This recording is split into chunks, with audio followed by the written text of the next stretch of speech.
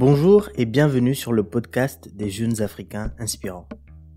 Les jeunes Africains inspirants, c'est la conviction qu'au sein de notre jeunesse africaine, nous avons de quoi nous enrichir pour avancer vers le succès tel qu'il nous correspond. Je vais à la recherche et je discute avec des jeunes en mouvement. Par leur parcours, ils m'inspirent. Il nous faut réussir et ce n'est pas le jour de chasse qu'on dresse son chien. Je suis Efoué Rodrigue Wallace, docteur ingénieur en mécanique et artiste le soir. Je reçois dans ce podcast d'autres jeunes, comme moi, pour discuter de leur parcours, de leurs choix, de leurs échecs, de leurs réussites, de leur mindset, d'argent, de foi, de hobby et j'en passe. Si tu aimes notre approche, je t'invite à t'abonner et à partager avec les gens que tu aimes. Si tu détestes, je t'invite également à t'abonner pour avoir des arguments pour détester et je t'invite à partager ce podcast à des gens que tu détestes.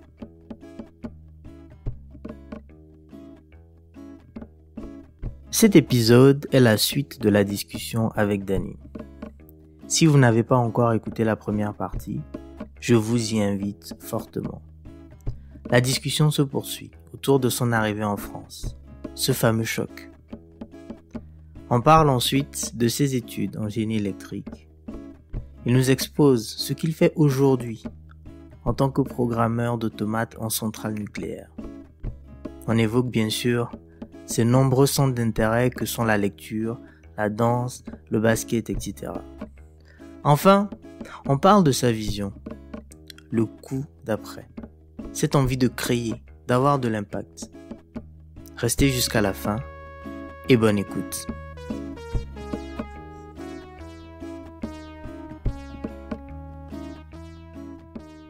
Oui, donc tu vois, j'arrivais à Haute-Camp et tout, et franchement, ça m'avait beaucoup marqué, vraiment. Et pour quelqu'un qui venait de vivre une sorte de crise existentielle de je ne sais pas où vraiment chez moi, donc t'arrives dans un endroit où même tu te sens pas accueilli. Et puis la petite anecdote, donc à un moment, du coup, il y a une sœur qui vient, qui me dit, bon, on a peut-être trouvé une chambre pour toi, c'est dans tel endroit. Donc j'y vais, je pose ma valise. Donc je suis là, voilà, dans la chambre, voilà, je découvre un peu. Et là, t'as un monsieur qui arrive avec une fille derrière, qui me dit, mais pourquoi tu es là? Je dis, ben, on m'a montré on m'a demandé de venir ici. Puis il me dit, ah ouais, genre en mode, t'es pas les gens de squatteurs qui viennent squatter les chambres vides. Mec, il m'a dit ça. Moi qui, dans ma tête, j'étais dans ce truc de crise existentielle. J'ai senti une mélange de colère, de tristesse. Et vraiment, j'ai éclaté en larmes. Et le monsieur, tu vois, surpris, il commence à changer de ton, à dire, oh, non, attendez, sauf que, en fait, c'était trop tard. Et en fait, le monsieur, c'était un médecin. En fait, apparemment, ces chambres-là, ils étaient prévus pour les gens qui avaient des malaises et tout. Mais moi, j'en savais rien parce qu'on m'avait demandé d'y aller. Et du coup, franchement, pas bien vécu, quoi, tu vois. Et donc, t'es vraiment premières heures, quoi. Tu vois, c'est même pas à une semaine. C'est vraiment premières heures, t'es accueilli comme ça. Ça donnait un peu, tu te dis, mais en fait, tu sens que t'es pas chez toi, quoi. Voilà, tu sens que c'est pas chez toi, mais et puis bon, après pour un peu essayer de relativiser la chose, j'ai réfléchi, en fait, c'était aussi, je pense que la culture dans laquelle la civilisation occidentale en particulier, bon, il y a cet individualisme qui est mis en avant et tout ça, et je pense aussi le manque d'ouverture d'esprit où tu ne sais pas tellement les gens d'où ils viennent pour savoir comment les accueillir. Du coup, tu les accueilles comme tu accueilles une personne de ton pays, tu vois, alors que, voilà. Et mais, ouais. Ah oui, arrivé mitigé. Ah ouais. Mais j'espère que tu as eu le temps de, quand même, de changer d'avis sur ce, sur ce point. Bon. Comment ça se passe alors à l'école? Parce que du coup, tu fais quelles études? Alors, donc, je fais une prépa. c'est une prépa particulière parce que c'est une prépa qui était dans l'université de Lyon 1, Claude Bernard. Du coup, je fais 1 an. Franchement, c'était la pire expérience dans ma vie en termes d'engagement, de résilience, alors j'ai dit tout à l'heure que j'aimais pas trop l'école. Donc du coup, je vais dans une prépa. Enfin, vraiment, une prépa, c'est pas le meilleur endroit pour quelqu'un qui n'aime pas bosser, tu vois. Mais je te jure, ça a été dur. Ah, waouh. Ça m'a poussé dans mes limites, quoi. Vraiment. Mes super expériences. En fait, c'est là où je me suis rendu compte, je me dis, mais en fait, je suis plus fort que je le pensais, en fait. Là, mais j'en ai bavé. Tu donnes, et tu te rends compte que quand tu te donnes, ça te produit quand même des résultats. Bien sûr. Même si t'aimes pas ça. Bien sûr, exactement. Et ça, c'est une leçon quand même ce que j'aimerais bien souligner, c'est que parfois il faut faire des choses qu'on n'aime pas. On fait pas tout le temps des choses qu'on aime. Tu vois, parfois tu vas dans un truc, ça te pousse. Au final, tu en sors avec la conclusion que j'aime vraiment pas ça. Mais tu te donnes quand même et tu vois les résultats. Et ça te montre que tu as quand même la capacité de faire des choses si tu le décides. En oubliant l'amour de j'aime pas, tu as quand même la capacité à un moment donné de faire des choses et d'avoir des résultats. Bien sûr. Et parfois, pour arriver loin, pour avoir du succès, un succès phénoménal, il faut passer par le moment où tu fais des choses. Bien sûr. Que tu n'aimes pas. Et il faut que je précise pourquoi, en fait, je suis allé dans une prépa. Parce que, en fait, ma première année de lycée au Burundi, donc je la rate. Parce que j'avais envie de la rater, je pense. Je change de lycée. Et d'ailleurs, le lycée où je suis allé, c'est moi-même qui est allé vers le directeur pour lui demander si je peux intégrer son lycée. Le directeur qui m'envoie, qui me dit, mais attends, mais tes parents, ils sont où? Et je dis, bah non, ils sont, parce qu'un peu mes parents, ils avaient dit, bon, Dani, on le laisse gérer, tu vois. Et quand j'ai eu ce lycée, tu vois, moyennant d'une petite somme que je devais payer au directeur, et mon père, je lui ai dit, bon, j'ai eu un lycée, mais il faut payer. Mon père qui était en mode contre corruption, tu vois, il dit non, je paye pas. Je dis mais papa, attends, mais là on a quand même un lycée, bon, c'est pas non plus une grande somme. Donc je fais cette année-là, je l'ai réussi. Et mon père qui travaillait à cette période-là en fait, il travaillait à l'école française de Bujumbura, il était comptable. Et je sais pas pourquoi il vient, il me dit est-ce que t'as envie d'aller au lycée français? Je lui dis ouais, pourquoi pas. Sauf que du coup, je devais refaire ma 3e année. Encore. En fait, j'ai fait. Alors nous, première année de lycée, c'est 3e. Dans le système français, c'est la seconde. Mais en gros, j'ai dû faire la seconde 3 fois. Tu vois, première fois, je l'ai raté parce que normal. Deuxième fois, j'ai réussi. Mais je vais au lycée français, ils m'ont dit non, vu que t'as pas fait par exemple l'espagnol, enfin tout ça, et qu'en première année, ils ont déjà le bac de français, je sais pas quoi. Du coup, tu dois refaire la seconde, du coup, la première année de lycée. Moi, ça me gênait pas, dans le sens où je savais que en allant au lycée français, j'allais atteindre mon but qui était de devenir ingénieur. Je savais pas exactement dans quel domaine, mais je savais que j'étais passionné par la science et la technique. Et mon adolescence, j'allais beaucoup à l'Institut français pour lire. Bon, quand j'étais enfant, c'était plutôt des BD. Et quand j'étais ado, c'était beaucoup. Je lisais pas mal le magazine Science Junior. Et quand j'étais un peu plus grand, Science Vie Junior. Et quand j'étais quand je grandissais, du coup, je lisais davantage Science et Vie tout court, tu vois. Parce que, et à chaque fois que je lisais, je me disais, mais j'ai envie de faire ce genre de truc. Je trouvais ça trop cool, quoi. Que ce soit quand on parle de la robotique, de la physique, je sais pas quoi. Et donc, au lycée français, je fais 3 ans. Bon, par exemple, je crois que en première année, je crois que c'était mon prime, j'avais, je crois, 18,5 de moyenne toute l'année en physique, chimie, tu vois. Bon, mais bon, Flex. mais tu vois, mais en fait, pour dire là, que, ton père, il dit non, parce que là, il doit dire, mais, c'est, mon fils, un génie.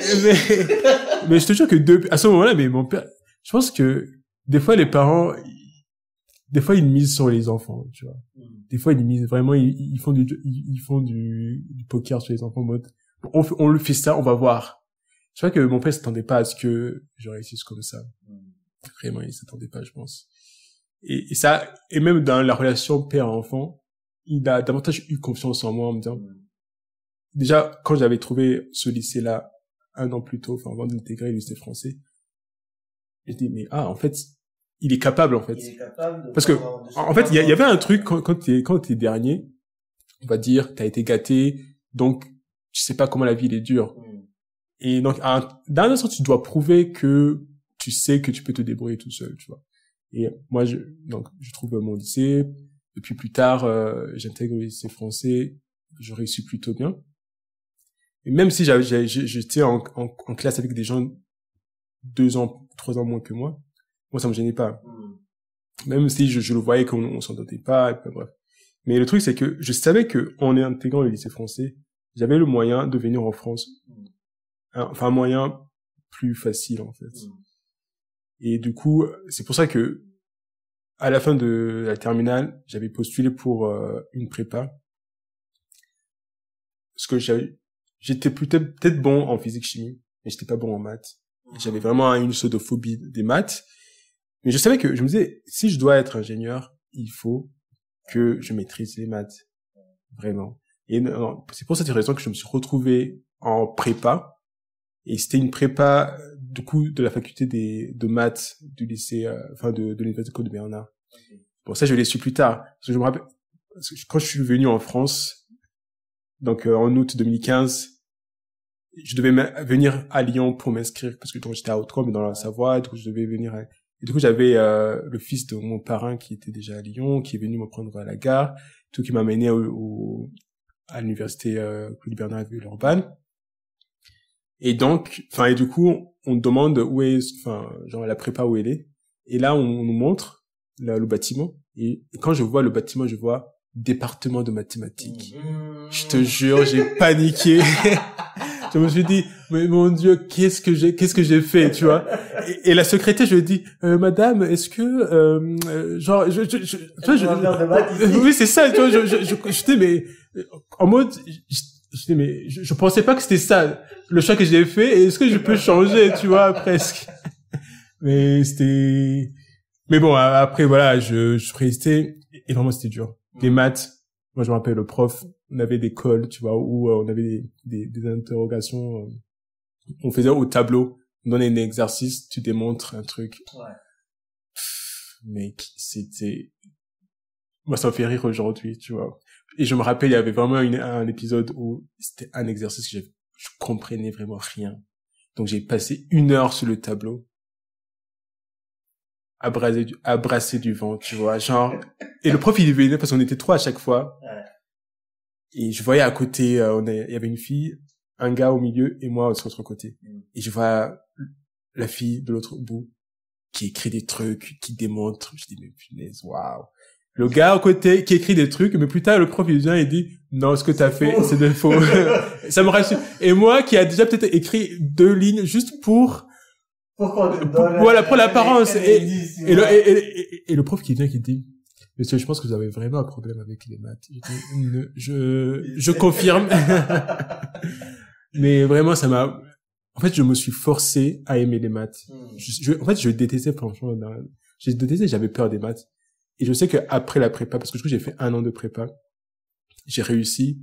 Je pouvais aller en 2e année, mais je vais pas continuer parce que, franchement, c'était le niveau, la manière dont on étudiait, ça me convenait pas.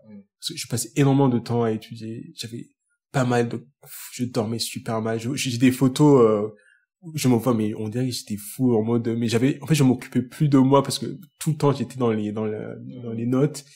J'avais des crises d'insomnie le soir, mais avant, j'étais, mais je m'en fous. Et que, en y réfléchissant pendant les vacances, je me dis, mais la prépa, c'est bien, mais c'est pas un système qui me convenait aussi.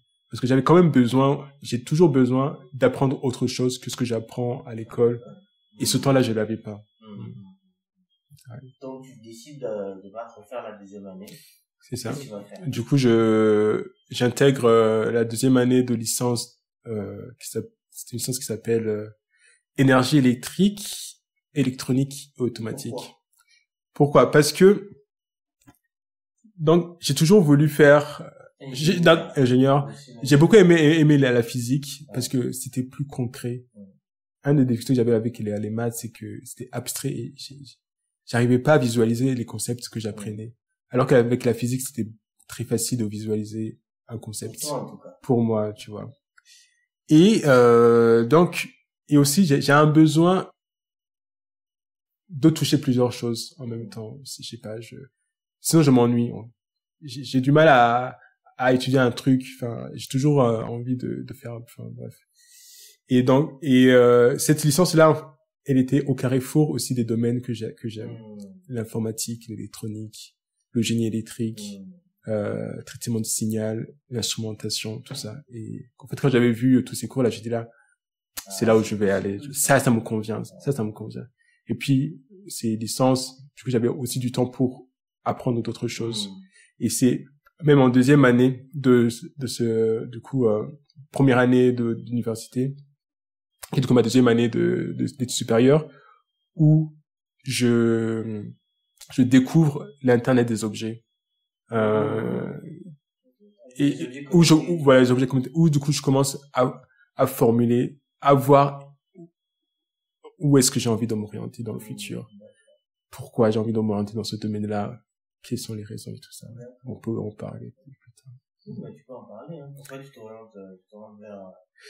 Donc, voilà. Et, donc, du coup, pour moi, l'université a été aussi voilà, c'est au point où je découvre toutes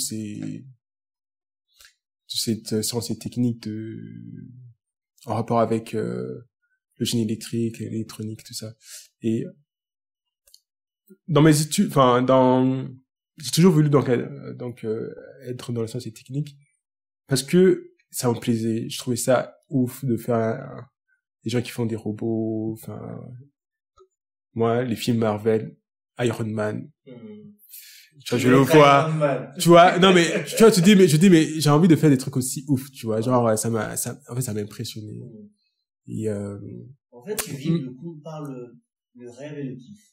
C'est-à-dire que tu choisis la passion, ouais. C'est ça, ouais. Parce que en fait, je me dis, hein, faut se rappeler le truc, c'est que pourquoi je vivrais si je kiffe pas ce que je fais, en fait. J'aime pas l'idée de passer ma journée à faire des choses qui me donnent pas envie. Et c'est pour ça que vraiment j'ai du mal à faire des choses qui me donnent pas envie. Même si tu me dis, oui, il y a un intérêt. Si je comprends pas pourquoi, ou j'ai pas le sens. Toi, tu vois l'intérêt, mais par toi-même. Sinon. Je la découvre. Ouais. Voilà. Parce que, enfin bref. Et donc, faire cette licence et puis plus tard le master où je me suis spécialisé en génie électrique. Alors le génie électrique, pourquoi en particulier? Parce que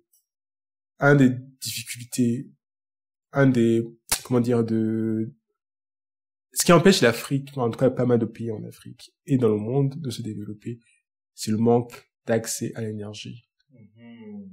Et moi, certes, je veux faire des choses qui me font kiffer, mais en même temps, je me disais, oui, il faut que je trouve un truc qui me fait kiffer, mais aussi qui peut bénéficier d'autres personnes. Et sur le côté spirituel, c'était parce que voilà, la foi, c'est quand même le centre de ma vie. C'est comment du coup je peux servir Dieu en faisant des choses que j'aime, mais aussi en en espérant participer à l'émergence d'autres personnes. Oui, à aider mon prochain, quoi. Tu vois, si je peux. Voilà, j'ai pas la prétention de le faire, mais si je peux le faire, pourquoi pas, tu vois. Et aussi que je suis touché par la question de la pauvreté dans le monde. Moi qui ai grandi dans un pays pauvre, un pays en guerre, une des raisons des guerres, c'est aussi que, la pauvreté, soit t'es l'engendre de la guerre, soit c'est une raison où les gens vont se battre parce qu'il y a tellement peu de ressources que, on commence à être jaloux de l'autre et que, bref. Et je sais que, voilà, moi qui ai grandi au Burundi, mon enfance, c'est les stages, quoi. C'est mon enfance, c'est le soir, une fois tous les 2 jours, où tu t'éclaires à la bougie, tu vois. Tout, j'étais, mais comment, du coup, moi, dans ce que j'aime, dans la science et la technique, je peux imaginer mon futur où je peux faire des projets dans ce domaine-là. Voilà. Donc, tu pars faire génie électrique. Ça se passe comment? Ouais. Déjà, au niveau de mes études, ça se passe tranquille. Et j'avoue que, d'ailleurs, je me sentais même pas assez nourri au niveau de mes études. Ce qui faisait que, à côté de ça, je suivais des cours en ligne. Et j'avais découvert une plateforme qui s'appelle edX et où ils proposaient une formation, ce qu'on appelle un micromaster sur l'IoT, l'Internet des objets. Et par exemple, j'avais suivi ça et c'est là que je découvrais un peu l'intérêt de cette technologie des objets connectés. Comment ça peut aider à, par exemple, à optimiser certains processus, que ce soit dans l'industrie, que ce soit dans la domotique. Voilà, c'est ça, où on va utiliser les objets connectés pour suivre la consommation d'énergie, de ça, pour essayer d'optimiser, en essayant de découvrir là où par exemple l'énergie les gaspiller, des choses comme ça. Et moi, du coup, je voyais ça comme ça, je disais, mais en fait, ça peut être très intéressant parce que c'est plus tard, je peux faire j'ai envie de faire un projet par rapport à ça. Comment, dans des pays où on manque d'accès à l'énergie, et du coup, comment la produire de manière optimale. Voilà, parce que j'ai fait du génie électrique et de ce que j'ai appris, par exemple le transport d'électricité avec les lignes haute tension, ça il y a pas mal de pertes et tout. Donc je pense que en essayant de voir les choses un peu à mon échelle, je me dis que par exemple la production d'électricité de manière centralisée comme on peut l'avoir encore aujourd'hui, c'est pas quelque chose qui va peut-être forcément rapidement aider, en tout cas quand je vois au Burundi, aider qui va forcément se mettre en place de manière généralisée parce que c'est des infrastructures qui demandent énormément d'investissement, énormément d'argent. Et donc, alors que quand, par exemple, tu fais un petit parc solaire à côté d'un village où tu as des lignes qui ne mesurent que quelques mètres et que du coup, tu peux aussi utiliser, du coup, par exemple, l'Internet des objets pour surveiller un peu les gens, comment ils consomment l'énergie pour éviter d'avoir des chutes de tension qui peuvent faire que tout s'effondre et tout ça. Enfin bref, il y a quand même ce côté-là où je sentais que... Il y a une réflexion, j'aime bien ta réflexion là sur le côté local. C'est-à-dire que l'aide au local, tu penses aussi au travail, comment est-ce qu'il peut impacter mais très localement les gens. J'aime beaucoup cette analyse de dire, donc en fait, on va pas reproduire les schémas occidentaux, faire des systèmes très lourds, très gros. Il faut repenser où je vais impacter, comment j'impacte de manière la plus efficace possible. Et ça peut passer par des méthodes alternatives, de repenser les architectures différemment, de repenser les choses différemment. Non, j'aime beaucoup. Donc, ton parcours se passe bien. Tu obtiens ton diplôme, finalement. Qu'est-ce que tu fais avec ton diplôme? Déjà, j'ai obtenu mon diplôme en 2020. Donc 2020 a dit Covid. Et tu sais, j'ai passé 5 mois dans mon appartement à faire mon stage de fin d'études. Wow. Ça a été dur. Je disais que ma première année était dure. La dernière était encore plus dure. Franchement, waouh, j'en ai bavé vraiment. Parce que premier confinement, le 15 mars 2020, je me rappelle, parce que 2 jours plus tôt, je venais d'atterrir en France, parce que j'étais au Burundi pendant 2 semaines, et j'ai atterri en France le 13 mars. Attends, tu es en vacances juste avant le Covid. C'est ça. Je rentre pour te confiner. Non, je savais pas, en fait. C'est-à-dire que j'avais acheté mes billets en 2019. Ouais. Je savais que à la fin de mon semestre et avant le début du stage de fin d'études, on allait avoir, je crois, c'était 1 mois. Et du coup, je me suis dit, mais tiens, je vais profiter pour rentrer, voir la famille. Et ça faisait combien de temps que tu n'étais pas rentré? Là, je crois qu'à ce moment-là, ça faisait 2 ans que je n'étais pas rentré. C'est ça. Et du coup, bah, et par hasard, on va dire, boum, Covid, genre, j'arrive en mars, parce que voilà, je savais que je devais commencer mon stage en mars. Ah oui, et pour la petite anecdote, c'est que, à la base, je devais faire mon stage au Canada. En fait, j'avais été recruté par le directeur du laboratoire de génie électrique de l'INSA à Lyon. Et qui m'avait mis en contact avec un responsable d'un labo de génie électrique à l'université de Cherbourg. Je crois que c'est Cherbourg. Cherbourg, c'est en France. Non, c'est au Canada. Non. Sherbrooke. Je crois que c'est Sherbrooke, ouais. Sherbrooke, c'est en France, je crois, ouais. Ouais, c'est Sherbrooke. Et, du coup, je devais faire un stage là-bas, de recherche, sur les panneaux solaires. Tout sur les panneaux solaires. On avait fait toutes les démarches, à la fin du premier semestre. Et j'avais déjà eu mon truc d'étudiant, tout ça. Sauf que, Covid, ils annulent tout. Tu vois, parce que même tous les gens qui faisaient des thèses au Canada, je crois que, voilà, c'était vraiment la crise mondiale, tout s'est arrêté. Et donc, mon responsable, mon maître de stage, dit, bah, on sait pas trop quoi te donner. Du coup, on te propose de faire un truc. Tu vois, ils me disent, bah, tiens, tu peux essayer de faire un appareil qui mesure les paramètres d'un module photovoltaïque, c'est-à-dire la tension, machin, et qu'il envoie ça de manière automatique sur un moniteur pour surveiller. Enfin bref. Okay. En gros, un sujet intéressant où j'étais vraiment en autonomie, où j'ai fait vraiment bibliographie, simulation, prototypage, super intéressant, vraiment.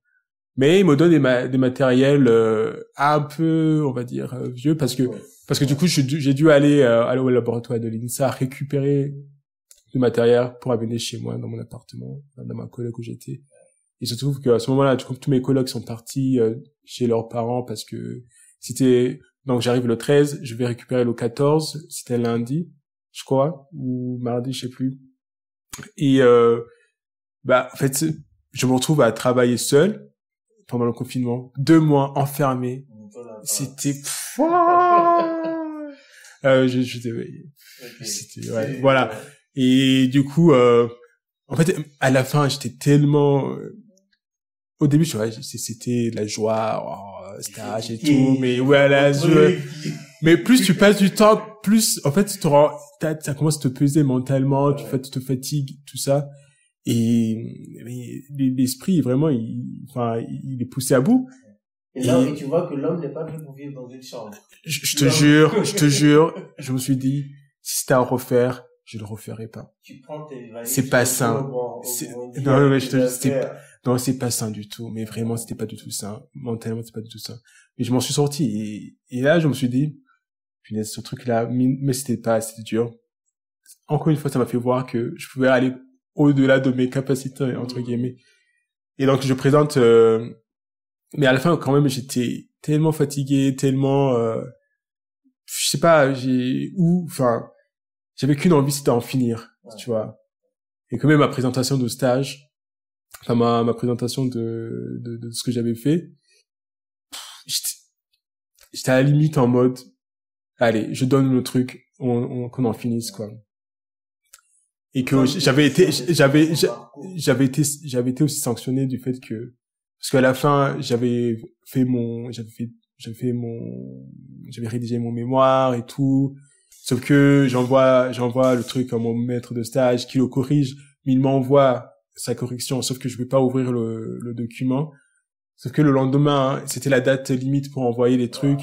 Et du coup, je suis obligé d'envoyer le truc avant, que j'avais envoyé au maître sans les corrections, parce que j'arrivais plus sauf que,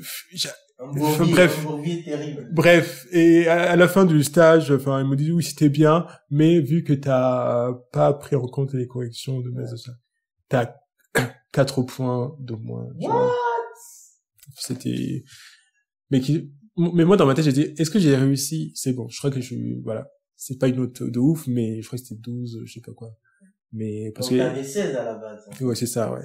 Mais après moi les questions de notation, ça a été toujours une question je mettais pas trop d'intérêt parce que, enfin bref, même là aujourd'hui dans mon travail, j'avoue que c'est, bon, bref. Et le truc, c'est que je suis sorti, je me suis acheté un sandwich, j'ai pris un selfie avec le sandwich, j'ai envoyé à ma famille, j'ai dit, c'est bon les gars, j'ai mon master. Quelle célébration. Je te jure, mais ouais. Alors qu'au Burundi, tu vois, ça aurait été la fête.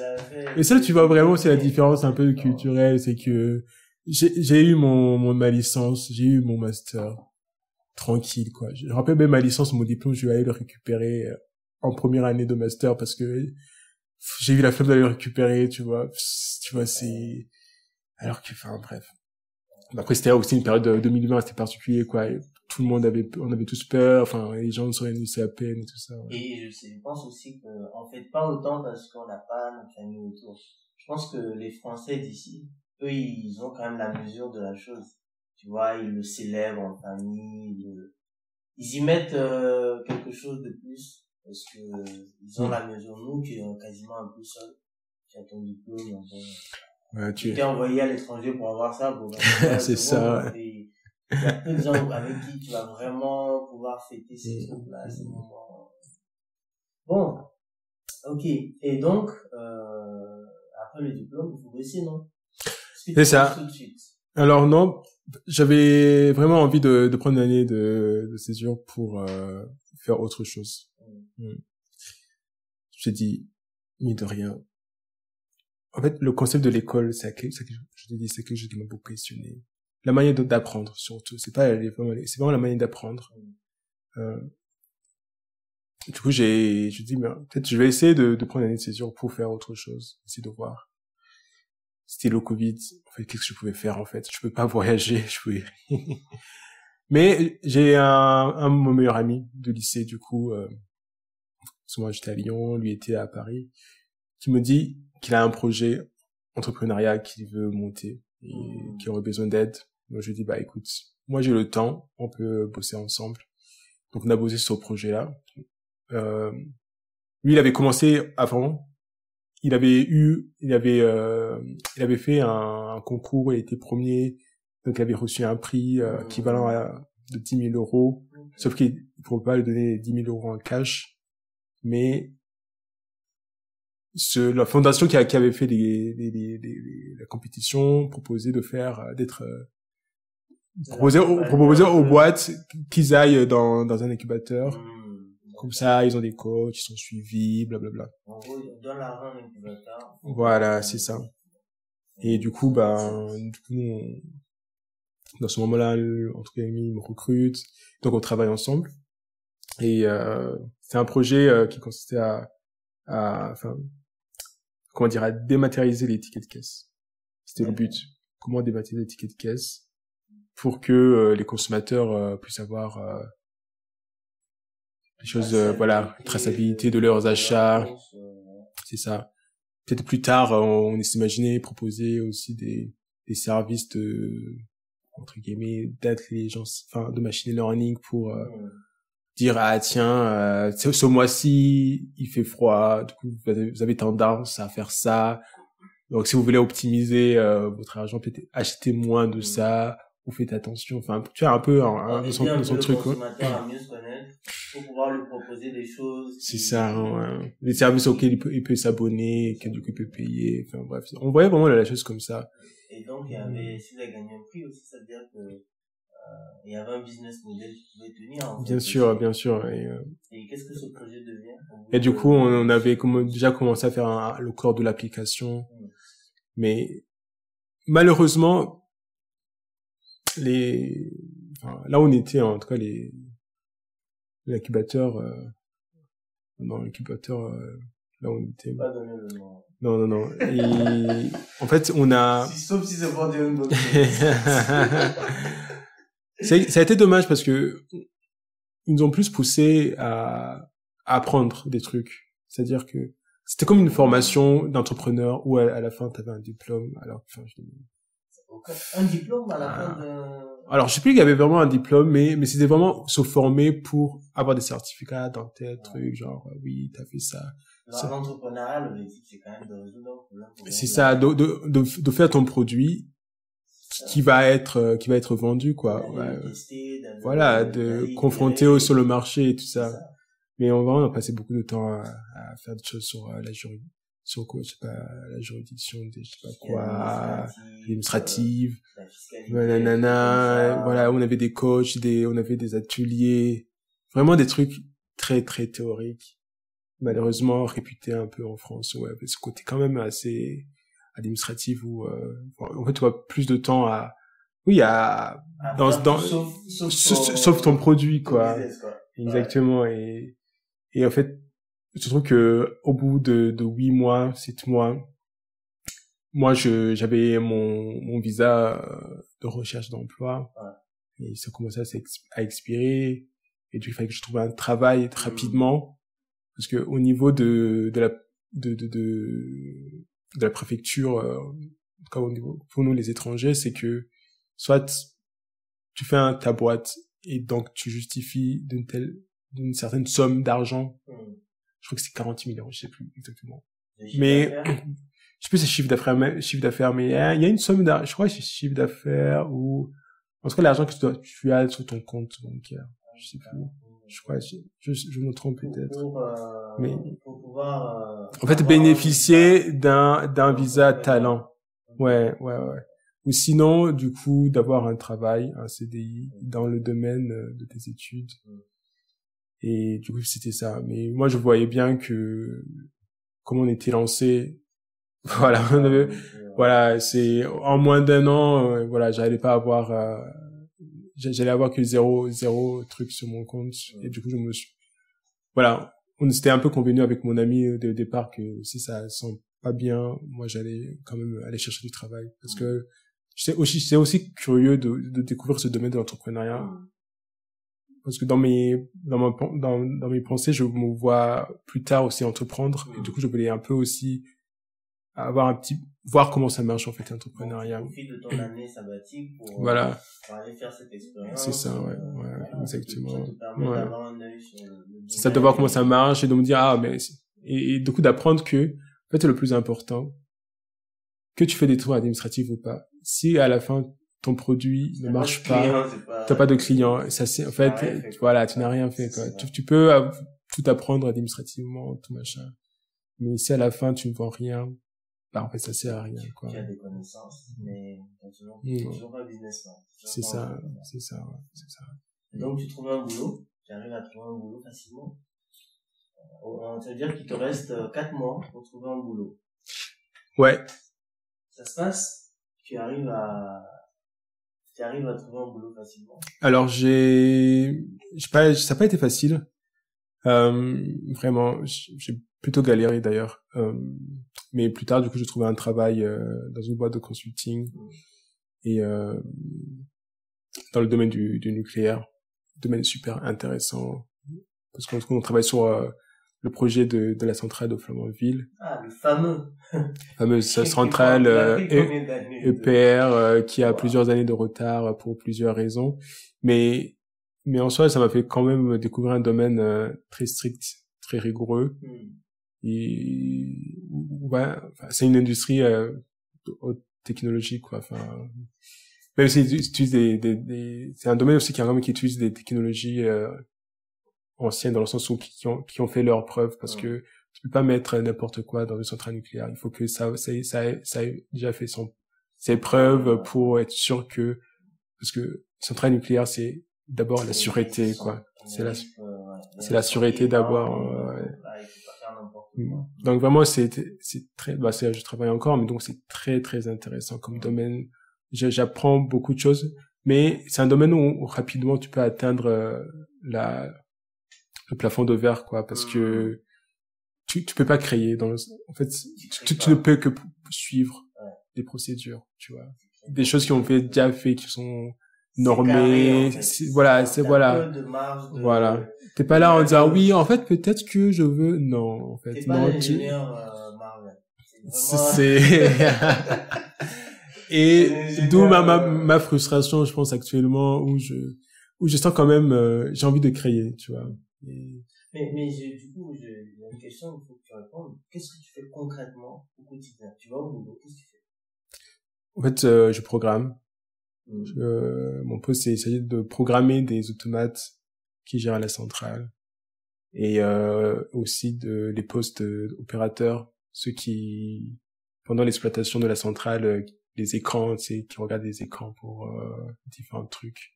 Donc c'est vraiment les deux choses que je fais au quotidien. En gros, on reçoit des données, on les analyse, et puis on programme sur des logiciels spécialement faits pour ça. Et là, aujourd'hui, tu as envie de créer. Voilà, aujourd'hui.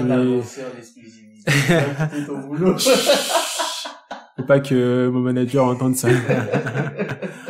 Non, c'est vraiment une envie plus parce que comme je l'ai dit au début, il y avait un désir de travailler dans le domaine de la science et la technique. Parce que ça me fait kiffer, mais aussi parce que j'ai envie quand même d'apporter ma petite pierre à l'édifice, même si elle est minime. Mais j'ai envie quand même de me sentir utile dans ce sens-là, de dire, je crée aussi je fais un projet qui peut avoir un impact. Même si c'est une ou deux personnes, c'est pas grave. Mais quand même, où je peux, du coup, faire les choses que j'aime, c'est-à-dire créer, imaginer. Parce que j'adore imaginer, j'adore apporter des solutions à des problèmes, je sais pas, ça me stimule, en fait, voilà, dernièrement, je regardais un petit carnet où j'avais écrit des petits projets que je pouvais faire, mais vraiment, ça m'a étonné. Genre, c'est des choses que j'ai écrits il y a des années, enfin, genre, je crois, ça devait être deuxième année, troisième année de licence. Du coup, j'ai relu ce carnet où j'avais des petits projets, je disais, mais tiens, je peux faire ça, mais je disais, mais... Et ça reste d'actualité, quoi. En fait, c'est ça, ce qui reste d'actualité, c'est vraiment cette idée de, mais, en fait, je sens que je peux faire un truc. Mais c'est un peu où je peux me sentir bloqué par mes peurs, par le fait que je sois étranger, c'est-à-dire que, en tant qu'étranger en France, si je passe un an sans prouver que je peux vivre en France, bah, je risque de rentrer chez moi, tu vois. Et si je rentre chez moi, bah, actuellement, j'ai l'impression que ça me gênerait pas, mais, enfin, j'ai l'impression que je peux pas avoir cette capacité à faire ce que j'ai envie de faire. Je crois que, moi, un truc qui m'a beaucoup, un des changements que j'ai vécu en France, la première fois que je suis venu en France, j'ai pas été étonné ou choqué par la richesse, machin. Mais moi, un truc qui m'a beaucoup marqué, c'est deux choses. C'est d'abord, la première chose, la plus minime, c'est de voir les SDF. Ça m'a choqué. Parce que à la télévision, quand j'étais encore au Burundi, on ne voyait pas ça. Parce que j'avais pas trop l'impression que c'est des pays où il y a des gens des gens pauvres qui dorment dans la rue, comme moi, ça me, voilà. Mais une chose vraiment qui m'a beaucoup plus marqué, c'est vraiment cette idée qu'ici, en tout cas, cette certitude, peut-être plus une certitude que ici, je peux accomplir ce que je veux. Mes rêves, quoi. Parce que tout est fait pour ça. C'est-à-dire que moi, au Burundi, j'avais du mal à programmer quelque chose dans une semaine, dans 2 mois. Parce que c'est un environnement qui change énormément. Demain, un matin, tu peux te réveiller, tu vas à l'école, le soir, tu rentres pas. Ou tu entends quelqu'un, il a été tué, il a eu un accident, tout ça. C'est un milieu, en fait, tellement instable que tu peux rien prévoir en étant sûr que ça va arriver. Alors que, en France, moi, je me rappelle que quand j'ai commencé à avoir des amis et qu'on commençait à faire des plans, on disait, oui, dans 2 mois, on va faire ça. J'avais vraiment du mal à me projeter dans 2 mois, quoi. Je dis, mais comment tu peux être sûr que dans 2 mois, tu seras même vivant, en fait? Et moi, je sais que je disais ça souvent à mes amis français. Je disais, mais comment tu peux être sûr que tu peux être vivant dans 2 mois? J'avais une pote, elle faisait un plan dans 2 ans où elle voulait aller avec ses amis à elle aux États-Unis. Je dis, mais comment tu peux être sûr que dans 2 ans, tu seras vivante, quoi? Et une forme de certitude que j'ai découvert ici en venant en France, que le temps, il t'appartient. Et tu peux faire ce que tu en veux. Et t'es sûr que presque ce que tu as prévu va se passer. Bon, certes, le Covid, il a un peu chamboulé les conceptions, tout ça. Sur lesquelles on peut pas avoir la main, mais quand même, tu peux programmer des choses et provoquer le destin. C'est ça, ouais. Et moi, pour moi, c'est vraiment l'espoir, l'espérance. Et moi, s'il y a une chose qui, pour moi, manque aux jeunes que je vois au Burundi, c'est l'espoir, c'est l'espérance dans l'avenir. Et c'est pour ça que je te dis que moi, en première année de lycée, j'avais pas d'espoir parce que je ne voyais pas que ce que j'allais faire allait voir de l'homme, que j'allais arriver à mes fins, que mes projets que j'avais en tête, j'allais les accomplir. Du coup, je me disais, mais à quoi ça sert d'étudier? C'est quoi l'intérêt? Alors que ici en France, tu sais, enfin, en tout cas, ce que j'ai senti en France, c'est que, en fait, je peux étudier et je peux en même temps aussi envisager mon futur. Et ce que j'envisage, ça peut arriver si j'y travaille, tu vois. Et ça vraiment, ça a été un changement, ouais. On va bientôt finir, hein, mais je veux qu'on parle de tes hobbies un peu. C'est quoi, à part tout ça, tout ce que tu apprends, comment tu passes ton temps quand tu veux te divertir? En vrai, je me divertis en lisant pas mal. Et 2 ou 3 livres à lire. Waouh. Ou un livre que tu lis actuellement. Alors, en fait, je je t'ai dit que quand j'étais plutôt enfant, je lisais pas mal de BD et de sciences de vie junior. Après, je lisais pas mal de sciences de vie. Et plus tard, je lisais pas mal de livres sur la société, la sociologie, parce que j'avais toujours envie de comprendre la psychologie. Et aujourd'hui, je lis beaucoup de livres plutôt techniques, tu vois, sur le machine learning. En fait, je me forme aussi sur, par exemple, le big data. Je me forme sur, en fait, toutes ces technologies, nouvelles technologies qui, du coup, dans ma vision des choses, je pourrais utiliser. Donc, il faut que j'apprenne ça, je sache comment ça marche. Et donc, si je pouvais... Un livre qui t'a marqué. Un livre qui m'a marqué, waouh. Je change ce que tu penses. Si je le lis, allez, ça va me faire un déclic sur, je sais pas quoi, tout n'importe quoi. Ah, frérot, ça va être cliché parce que tu demandes ça à un chrétien, tu sais ce qui va te sortir. Tu vas me dire de lire la Bible. Mon gars, c'est,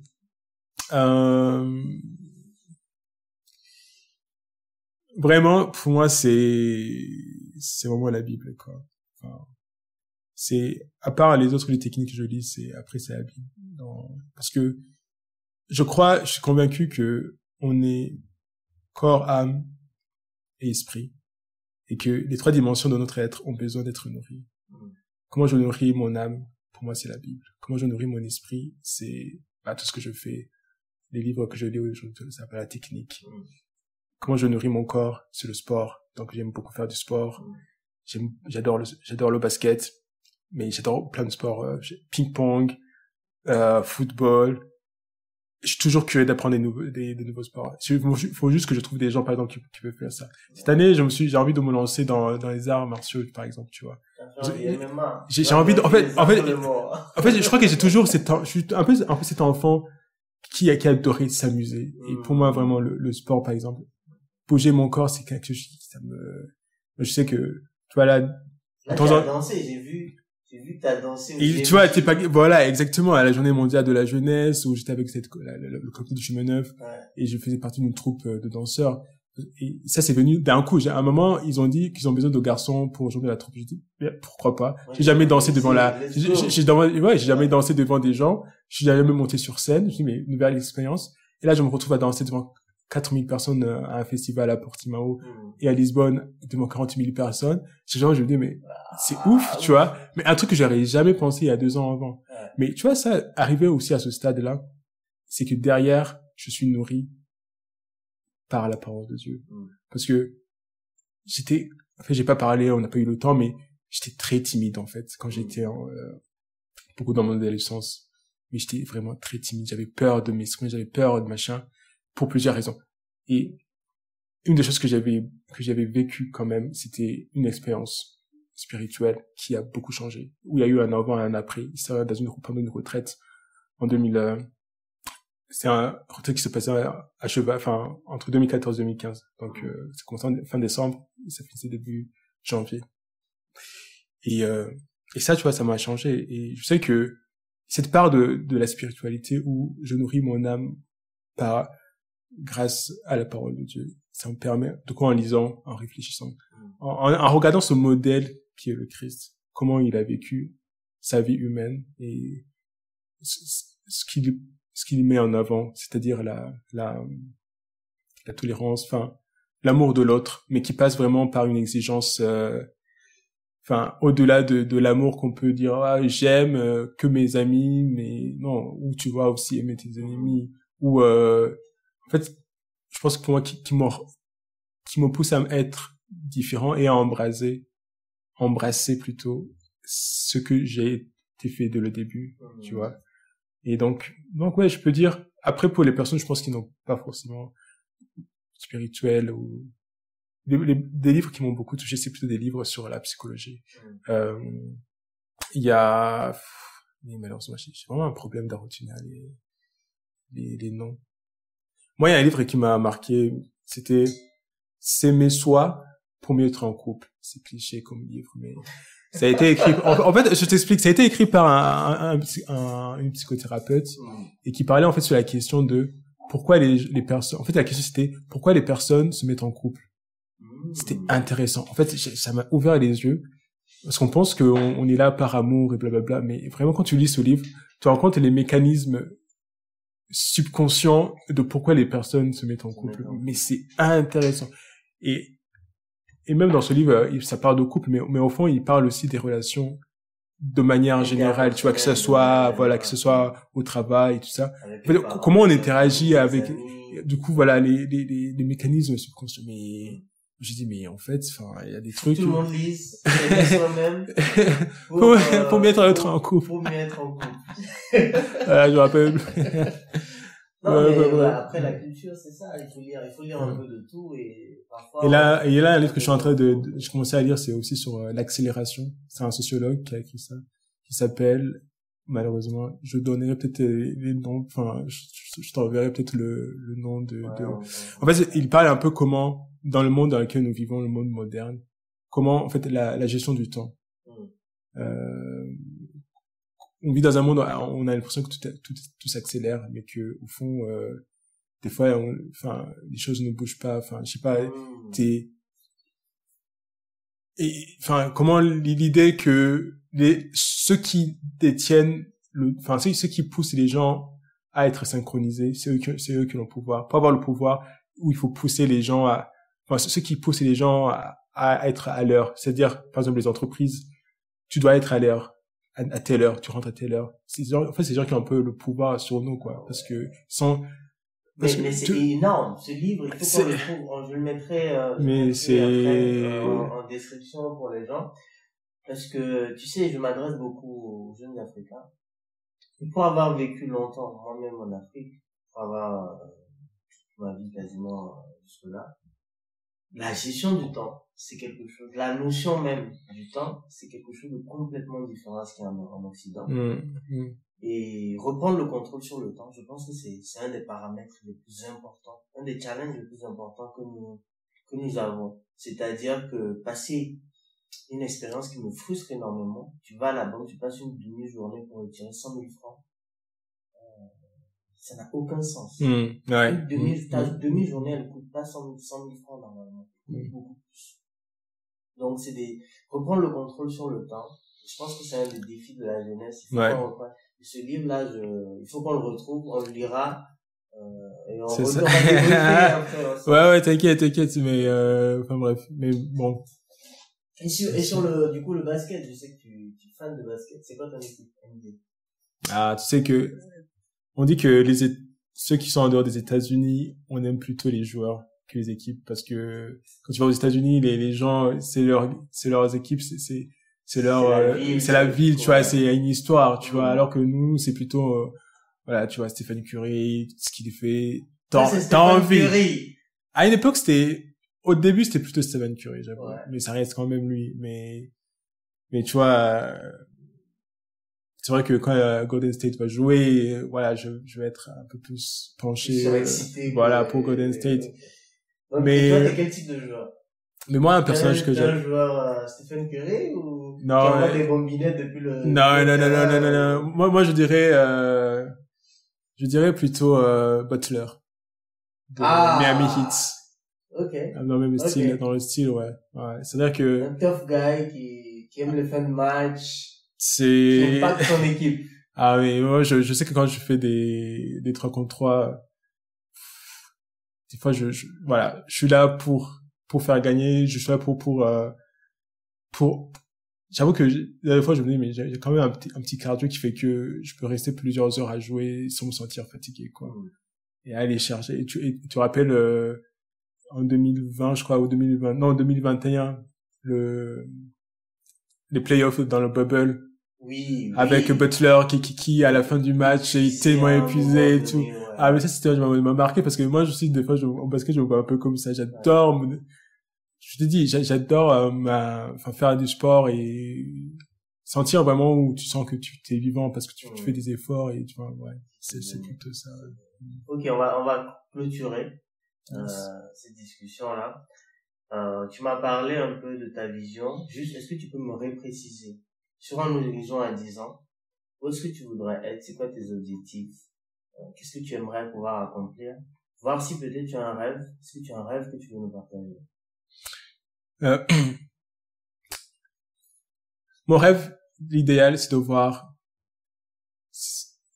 vraiment le monde en paix. J'ai grandi dans un pays en guerre. Je sais que quand je vois les guerres là partout qui éclatent, franchement, ça me brise le cœur, quoi. Parce que ça génère tellement de détresse. Personne ne gagne dans une guerre, quoi. Même ceux qui se revendiquent gagnants. T'as des familles, des jeunes soldats qui vont en guerre, qui perdent, quoi. Et c'est tellement douloureux. J'ai perdu mon frère à cause de la guerre. Tu sens, mais tu vois comment ça peut briser une famille. Mais bon, c'est une idée. Je pense que l'humanité n'atteindra jamais. Mais pour moi, un rêve, c'est vraiment de voir les gens en paix. Et du coup, comment je participe à cette paix, d'où du coup mon projet qui est, je me pose la question, comment je peux, à travers ma passion, mes compétences techniques, humaines, comment je peux participer à cette paix en créant des projets qui peuvent être utiles. Et donc, pour moi, dans ici 10 ans, si tu le veux, c'est, genre, je voudrais que, enfin, j'aimerais que j'aimerais créer une entreprise qui travaille spécialisée dans la question de l'énergie. Et surtout, comment créer des modèles pour optimiser la consommation, la production, le transport de l'électricité. Ouais. En utilisant, du coup, des outils de machine learning, d'internet des objets, du cloud computing, tout ça. En fait, comment utiliser du coup ces outils, ces nouvelles technologies pour créer des modèles qui permettent que ce soit des modèles, des logiciels ou des architectures à base de panneaux solaires ou d'éoliens pour permettre aux gens d'avoir accès à l'énergie électrique, mais de manière qui ne coûte pas cher, aussi sûre. Ouais. Et un dernier conseil, un jeune ambitieux aujourd'hui qui nous écoute, tu as l'occasion de lui donner un conseil. Quel conseil tu lui donnes? Dans ma tête, je suis encore jeune pour donner des conseils. Oui, mais tu as vécu des choses, tu as vu des choses quand même. Ça, un petit conseil, franchement. C'est un conseil que je peux te donner, on peut appeler ça un conseil, mais que je me donne aussi à moi-même aujourd'hui. Parce que ça reste actuel pour moi. C'est, fais ce que tu aimes. Je crois que c'est Saint-Augustin qui dit, aime et fais ce que tu veux. Tu vois. Fais ce que tu aimes. Je crois que on peut toujours courir derrière l'argent, on peut toujours courir derrière le succès, tout ça. Mais à la fin de ta vie, je pense, ce qui te marque, c'est comment t'as kiffé ta vie. Tu vois, comment t'as fait des choses que tu aimes. Tout à l'heure, on parlait de mon enfance. Certes, je t'ai dit, certes, il y a eu la guerre. Et tu me disais, mais comment t'arrives? Enfin, ces souvenirs traumatisants ne viennent pas. Parce qu'en fait, mon enfance, je me suis amusé. Vraiment, j'ai fait des trucs que j'ai aimés, tu vois. Quand t'es enfant, tu sors tout le temps, tu joues. Un enfant ne peut pas rêver mieux que de passer du temps avec ses potes, tu vois, à faire des trucs super, à jouer, plein de trucs. Et moi, c'est ça, c'est un truc aujourd'hui que je me dis aussi parce que, voilà, je fais un métier qui est certes intéressant, mais qui me nourrit pas assez. Et du coup, à chaque fois, je me dis, mais comment, du coup, je peux avoir le courage aussi de finalement me faire des choses dont je rêve depuis des années. Je sais que je me dirige vers là. Je sais qu'il y a des choses qui quand même qui prennent du temps. Il faut non pas non plus que je me lance dans des trucs sans avoir préparé le terrain. Je sais qu'aujourd'hui, je sais que je fais, c'est de préparer le terrain. Mais moi, dans ma tête, si je fais pas ça, je vois pas comment je pourrais être, pas heureux, mais je crois que je regretterais toute ma vie si j'arrive pas à faire ces projets dont j'ai un peu dit, de manière globale. Donc voilà, fais ce que tu aimes. Vraiment, fais ce que tu aimes. Tu peux faire des erreurs, c'est pas grave, mais à la fin de la fin, vraiment, si ton cœur était en paix de faire cette chose-là que tu aimes, pour moi, c'est un bon signal, quoi. Je pense qu'on va clore sur ces belles phrases. Merci, Danny. Écoute, d'avoir accepté de partager ce moment. Merci, Rodrigue. J'espère que dans 10 ans, on sera où on veut être. Peut-être même encore avant. 10 ans, c'est trop loin, je trouve. Je te donne le temps pour pouvoir te challenger. J'espère qu'on y sera et qu'on aura le temps de se reposer, de regarder en arrière, de réécouter cette émission, de se dire, ouais, on a parcouru le chemin, on a fait ce dont on rêvait, Absolument. on a réussi à le faire, on a impacté des gens. Absolument. Et vous qui nous écoutez aussi, faites ce que tu aimes, hein, frérot. Absolument. On est ensemble. Ouais. Peace.